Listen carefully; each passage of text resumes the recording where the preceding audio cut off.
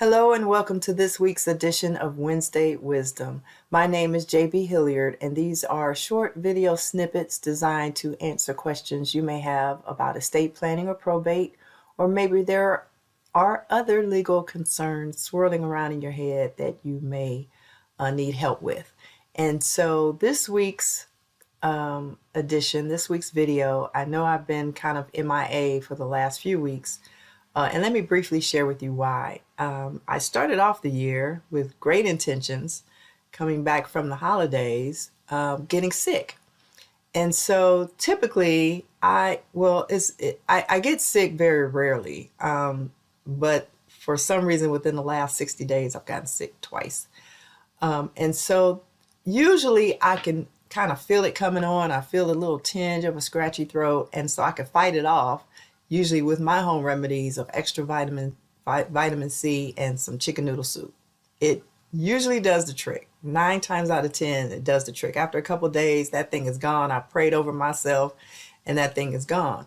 However, this particular time, my home remedies did not quite work out in my favor.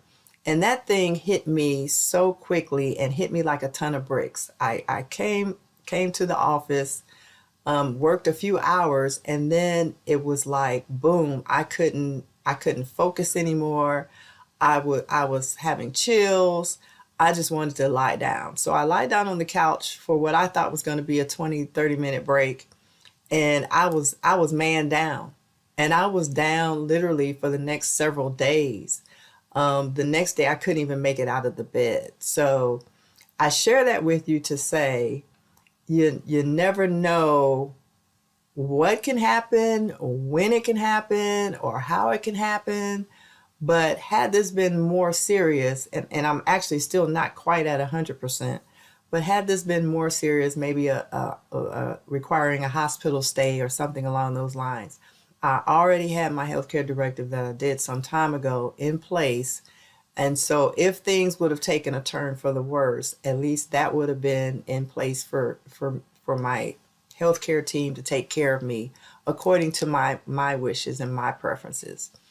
You never know what can happen. And I'm just going to keep preaching this until I see the trend changing, because it always boils down to families not being prepared for some catastrophe, whether it's an illness, incapacitation, or a death. And unfortunately, we experienced several of those this month in my extended families. You just never know. And it's like having car insurance or property insurance. You know, we gripe and complain about having to pay those premiums, but it's better to have it and not need it than need it and not have it. And so I'm going to keep preaching this until everyone's on board to get your affairs in order now while you're able to, and not wait until it's potentially too late to do anything about it. Don't do that to yourself, and definitely don't do that to your family. Okay, with that said, I know it's a little bit somber, but that's, I come on here, I speak from the heart, based on what's going on with either my cases or myself.